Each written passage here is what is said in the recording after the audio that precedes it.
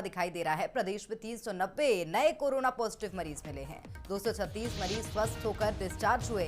राज्य में एक्टिव मरीजों की संख्या 3023 हो गई है।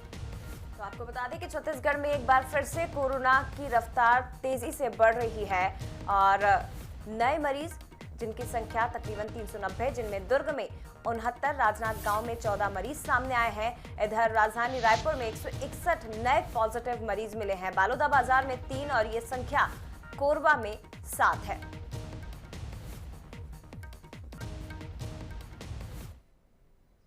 चलिए आगे बढ़ते हैं खबर रायपुर से, जहां 6 सटोरिये बुकी गिरफ्तार हुए हैं। रोड सेफ्टी वर्ल्ड सीरीज के इंडिया इंग्लैंड पर सट्टा खिलवाने के लिए ये बुकी खिलवा रहे थे। इंडिया के सबसे बड़े बुकी पार्थ कंसारा को गिरफ्तार किया गया है। देश विदेश में होने वाले हर मैच में जाकर ये बुकी ऑनलाइन खिलवाते थे। हालांकि अब ये गिरफ्तार किया गया है। आरोपियों के पास से 6 मोबाइल जिसमें ऑनलाइन सट्टे पर्ची भी बरामद हुए हैं। कई आईडी और आगामी मैचों के एडवांस टिकट बरामद हुए हैं। 3 से 4 दिनों से रायपुर के तेली बांधा इलाके के होटल में ये सभी बुकी रुके थे।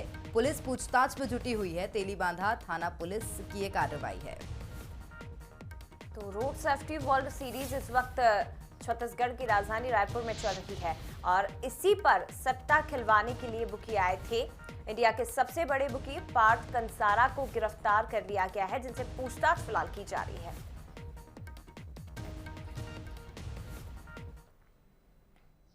और 6 रनों से इंडिया लेजेंड्स की टीम हार गई है। इंग्लैंड लेजेंड ने 189 रनों का लक्ष्य दिया था। Road safety cricket world series में इंडिया लेजेंड की हार देखी गई। सीएम भूपेश बघेल भी मैच देखने पहुंचे थे। तो इंग्लैंड लेजेंड्स ने 189 रनों का लक्ष्य दिया था, जिसका पीछा करने के लिए जब उतरी इंडिया लेजेंड्स की टीम तो हार का सामना करना पड़ा। मुख्यमंत्री भूपेश बघेल भी इस मैच को देखने के लिए पहुंचे थे।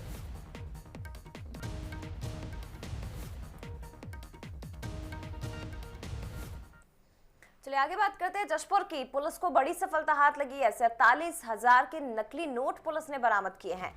सोने की नकली बिस्किट समेत 2 आरोपी गिरफ्तार हुए हैं। मुखबिर की सूचना पर ये कार्रवाई की गई। आरोपियों को गिरफ्तार किया गया। पत्थलगांव थाना इलाके के पलीडीही गांव की घटना बताई जा रही है, जहां 47,000 के नकली नोट बरामद किए गए। इसके साथ ही आपको बता दें सोने की नकली बिस्किट बरामद की गई है। इसके साथ 2 आरोपियों को भी पुलिस ने गिरफ्तार किया है।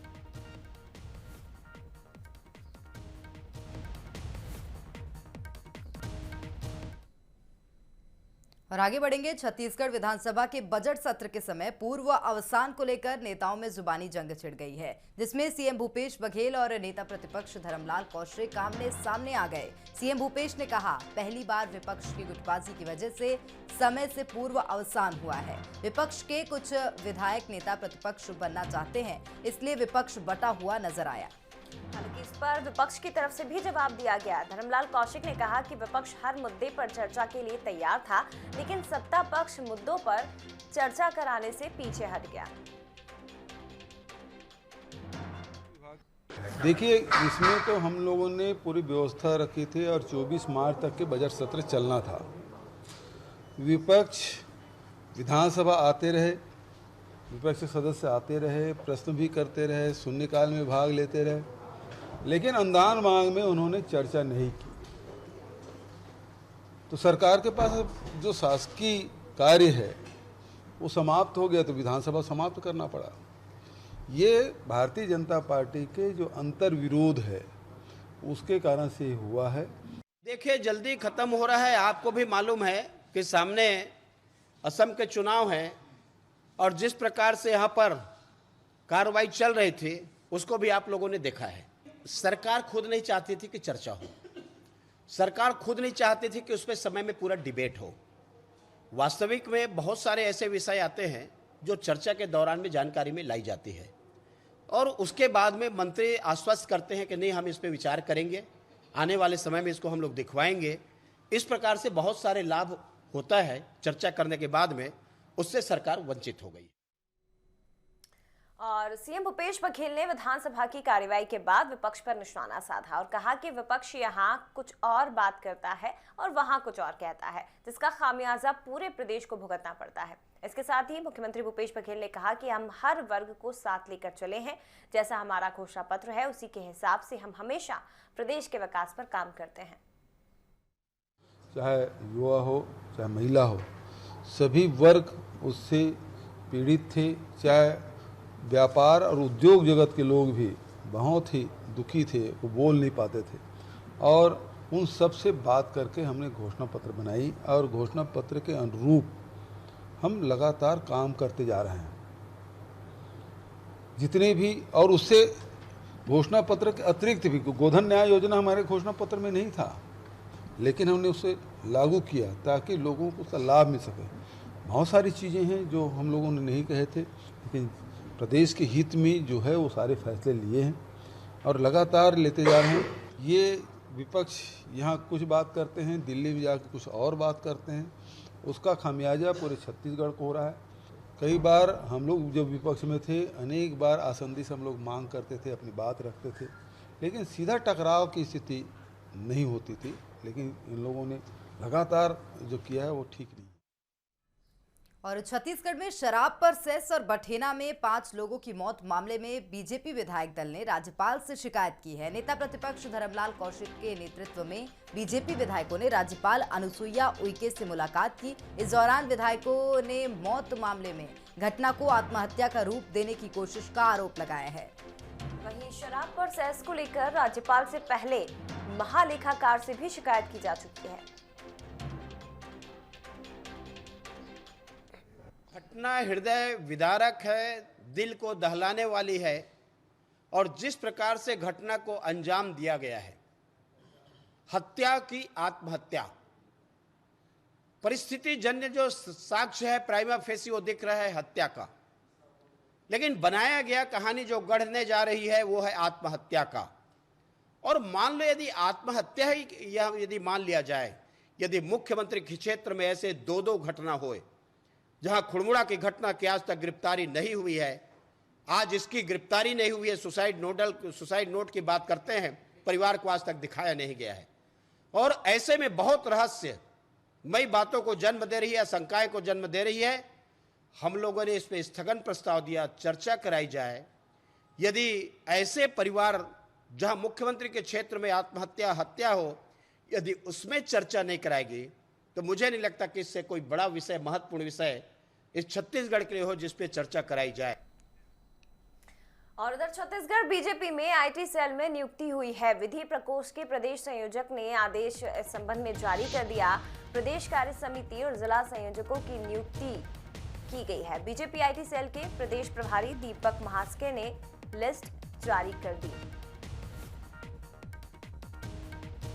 प्रदेश कार्य समिति जिला संयोजकों की नियुक्ति हुई है। छत्तीसगढ़ से ये खबर आपको बता रहे हैं। और आगे बढ़ेंगे। जोगी कांग्रेस के अध्यक्ष अमित जोगी ने लोन वर्राटू अभियान को लेकर गंभीर आरोप लगाए हैं। अमित जोगी ने कहा कि दंतेवाड़ा में नाबालिगों से जबरन आत्मसमर्पण कराया जा रहा है। उन्हें लोन वर्राटू के जरिए एनकाउंटर और झूठे केस में फंसाने की धमकी दी जा रही है, जो कि भविष्य में भयंकर रूप ले सकता है। उन्होंने कहा कि आत्मसमर्पण आत्महत्या की तर्ज पर नहीं होना चाहिए। अमित जोगी ने पुलिस हिरासत में सरेंडर नक्सली पांडे कवासी के फांसी लगाए जाने पर भी सवाल खड़े किए।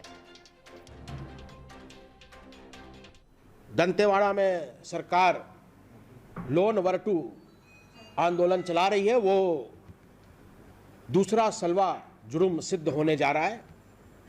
जबरदस्ती लोगों से, निर्दोष बेटियों से खुद को नक्सली बता के आत्मसमर्पण कराया जा रहा है, जिसके कारण वे आत्महत्या करने के लिए मजबूर हो रही हैं। मेरा यह मानना है कि आत्मसमर्पण होना चाहिए, लेकिन आत्महत्या की कीमत पर नहीं। इधर कोरबा में बीजेपी ने महापौर के खिलाफ मोर्चा खोल दिया है। बीजेपी पार्षदों ने लामबंद होकर निगम कार्यालय का घेराव किया। पार्षदों ने महापौर राजकिशोर प्रसाद की कार्यशैली पर सवाल उठाते हुए भ्रष्टाचार जैसे गंभीर आरोप लगाए हैं। नेता प्रतिपक्ष हितानंद अग्रवाल ने कहा कि नगर निगम की सत्ता संभालने के 1.25 साल बाद भी महापौर निष्क्रिय है। उनकी मनमानी और लापरवाही का खामियाजा शहरवासियों को भुगतना पड़ रहा है। नेता प्रतिपक्ष का कहना है कि आम लोगों की समस्याओं को नजरअंदाज कर महापौर शासन के पैसों का दुरुपयोग कर रहे हैं।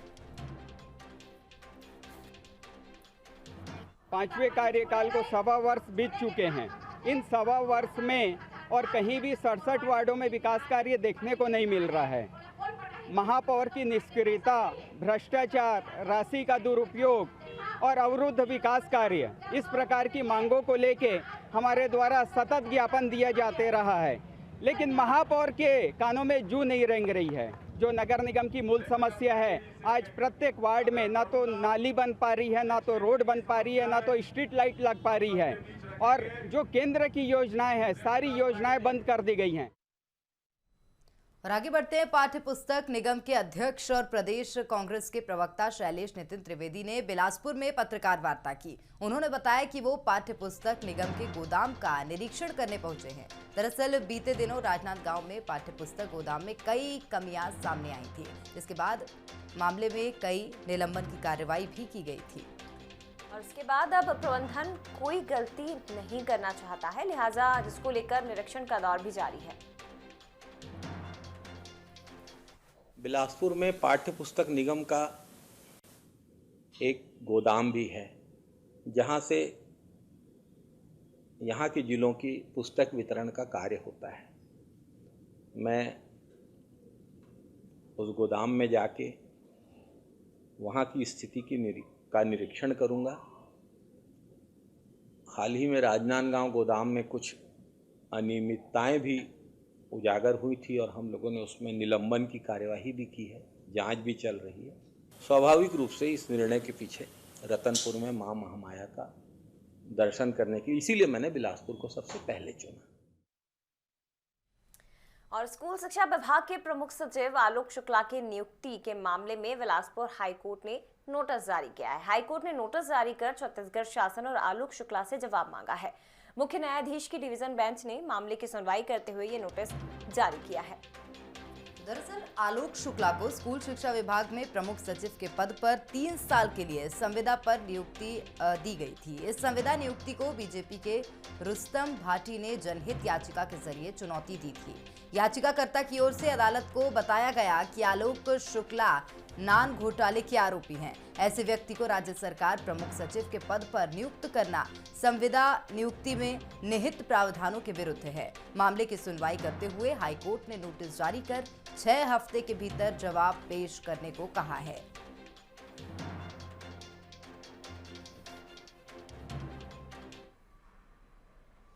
और बालोद में स्वास्थ्य विभाग ने एक आदेश जारी कर विभाग की भर्तियों को निरस्त कर उसमें संशोधन किया है, जिसके बाद युवाओं के सामने अब नई समस्या आ गई है।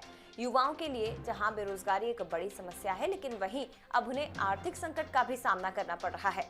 दरअसल स्वास्थ्य विभाग ने 2019 में भर्तियां निकाली थी, जिसमें 50% पदों पर नियुक्ति का जिक्र था, लेकिन अब विभाग ने उन वैकेंसियों को निरस्त कर कुल 98 पदों पर वैकेंसी निकाली है।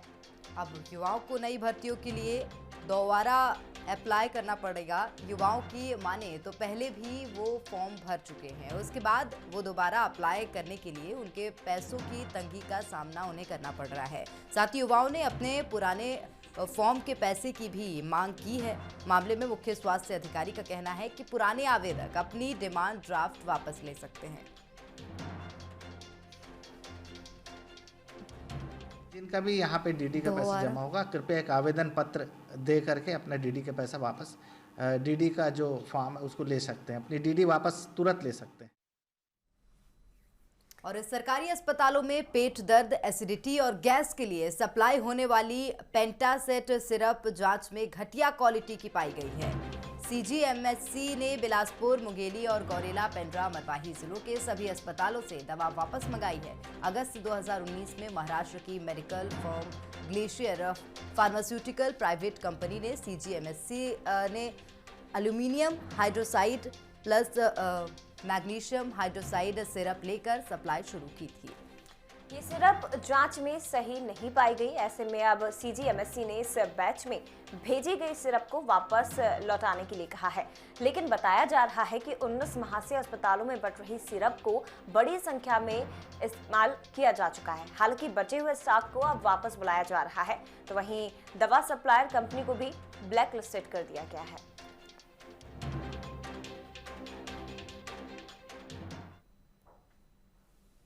ये एंटासिड सिरप था जो एसिडिटी में दिया जाता है। ये अमानक पाया गया, इसलिए हमने एक लेटर लिख के सभी दवा ब्लॉक से मतलब उसको वापस मंगवा लिया है। वापस मंगा के भेज दिया उनको सीजीएमएससी को कि ये अमानक है करके, इसलिए वापस कर दें उनको। और रतनपुर के पुटहा पहाड़ी में हुए दोहरे हत्याकांड में पुलिस को महत्वपूर्ण सुराग हाथ लगे हैं। मामले में साइबर सेल की मदद से 25 लोगों को हिरासत में लेकर पूछताछ की गई। पुलिस के मुताबिक पूरा मामला देह व्यापार से जुड़ा है, जिसकी व्यापारिक प्रतिस्पर्धा के चलते हत्याकांड की घटना को अंजाम दिया गया। दरअसल 5 मार्च की रात रतनपुर कोरबा बाईपास पर 2 महिलाओं की सिर पर रॉड मारकर हत्या कर दी गई थी। दूसरे दिन जांच के दौरान सुराग के आधार पर ढाबा संचालक और एक ड्राइवर को हिरासत में लेकर पूछताछ की गई, लेकिन पुलिस को कोई सफलता नहीं मिली। वहीं अब देह व्यापार से जुड़ा एंगल मिलने के बाद पुलिस को भरोसा है कि जल्द ही आरोपियों की गिरफ्तारी हो सकेगी। रतनपुर में एक डबल मर्डर का जो प्रकरण हुआ है उसको लेके बेहद गंभीरता से पुलिस की टीम्स लगी हुई हैं और उसमें अलग अलग एंगल्स पे हम लोग काम कर रहे हैं और जो टेक्निकल तरीके हो सकते हैं जानकारी लेने के उस पर भी काम कर रहे हैं। कुछ क्लूज़ हम लोग को मिली है जिस पे हम लोग काम कर रहे हैं और उम्मीद है जल्दी सफलता मिले। संभव है कि किसी प्रकार का आपस में कंपटीशन हो, उस वजह से भी घटना हो सकती है। हर एंगल को हम लोग छानबीन कर रहे हैं। और आगे बढ़ते हैं। कोरबा के एक स्कूल में तेंदुए ने युवक पर हमला कर दिया। तेंदुए के हमले से युवक गंभीर रूप से घायल हुआ है। तेंदुआ बाउंड्री वॉल के पास काफी देर तक मौजूद रहा। वहीं युवक पर हमले की सूचना पर पुलिस और वन विभाग की टीम भी पहुंची। ये पूरा मामला दीपका इलाके के बतारी गांव का है। क्या है ये? तो कोरबा में पैंथर नहीं है ये। आपको बता दें कि एक तेंदुए ने युवक पर हमला कर दिया। स्कूल में ये हमला किया गया जिसमें युवक गंभीर रूप से घायल हो गया है। फिलहाल युवक का इलाज जारी है और तेंदुए का रेस्क्यू करने की कोशिश किया जा रहा है। वन विभाग की टीम तेंदुए का रेस्क्यू करने में जुटी है। क्या है ये? पैंथर। पैंथर नहीं है ये। चीता। चीता है, चीता। इधर राजनाथ गांव में बाघ के शावक की मालगाड़ी की चपेट में आने से मौत हो गई। शावक अपनी मां के साथ रेलवे ट्रैक क्रॉस कर रहा था। इसी दौरान यह हादसा हो गया। सूचना मिलने पर पहुंची वन विभाग की टीम ने पोस्टमार्टम के बाद शव का अंतिम संस्कार कर दिया। हादसा जिले से सटे गोरेगांव वन मंडल के पिंड के पार गोंगले रेल मार्ग पर हुआ है। बता दें कि टाइगर रिजर्व फॉरेस्ट की बाघिन T14 अपने 3 शावकों के साथ रेलवे ट्रैक क्रॉस कर रही थी। इसी दौरान उसका शावक मालगाड़ी की चपेट में आ गया।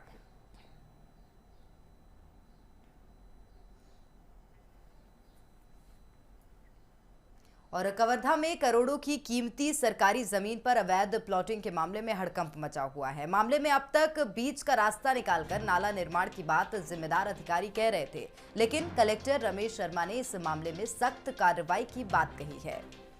कलेक्टर का कहना है कि अवैध कब्जाधारियों के मकानों को भी तोड़ा जाएगा। इधर कलेक्टर के इस बयान के बाद अब शहर के कब्जाधारियों में हड़कंप मच गया। दरअसल सरकारी जमीन पर अवैध कब्जे का मामला तब सामने आया था जब नगर पालिका ने गुरु नाला के लिए 22 लाख की लागत से निर्माण का काम शुरू किया था। नाला ढूंढने के लिए सर्वे में 17 से ज्यादा लोगों के अवैध कब्जे का खुलासा हुआ था।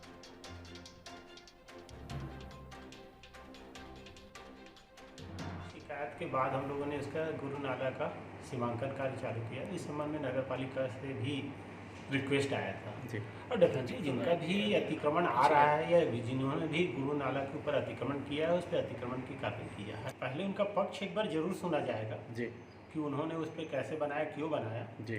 परंतु यदि उन्होंने नाला पे बनाया है तो वो लीगली मतलब गलत है जी, तो वहाँ से तो हटाना ही पड़ेगा। और इधर बिलासपुर के कानन पेंडारी जू की रौनक अब कम होती नजर आ रही है। जहां पहले पर्यटकों का जमावड़ा लगा रहता था, वहीं अब ज्यादातर वक्त सन्नाटा पसरा रहता है।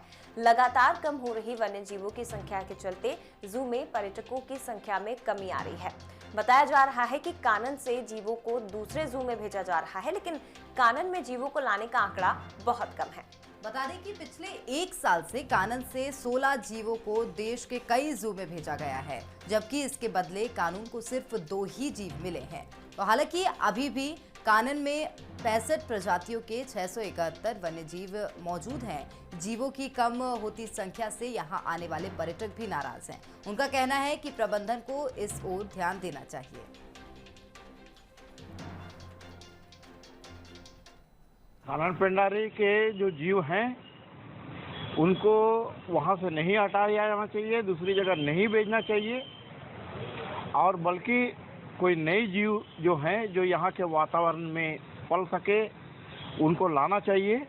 हमारे यहाँ बहुत सालों से बहुत सारे पक्षियाँ आती हैं, तो हमारे यहाँ एक चिड़िया विहार का भी योजना बनाकर उसको अमल में लाना चाहिए। हम गोराल भी दिल्ली जू से ला रहे हैं। उसके बदले में हम दिल्ली जू को एक नर भालू और एक नर जंगली सुअर, ये हम एनिमल एक्सचेंज के अंतर्गत देंगे। अभी नहीं आए हैं, 2 नाम आए हैं बस, तो अभी मैं 1 हफ्ता इंतज़ार करूँगा।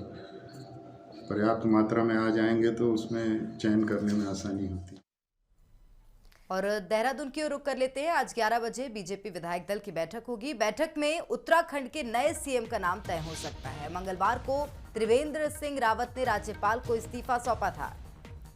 तो विधायकों और मंत्रियों की नाराजगी के चलते उत्तराखंड में मुख्यमंत्री त्रिवेंद्र सिंह रावत ने अपना पद छोड़ दिया, इस्तीफा उन्होंने सौंप दिया। प्रेस कॉन्फ्रेंस भी की गई थी उनकी तरफ से, और अब इसके बाद नए मुख्यमंत्री का इंतजार किया जा रहा है कि आखिर उत्तराखंड का नया मुख्यमंत्री कौन होगा। आज 11 बजे बीजेपी विधायक दल की बैठक होने जा रही है, जिसके बाद नए मुख्यमंत्री का नाम तय किया जाएगा।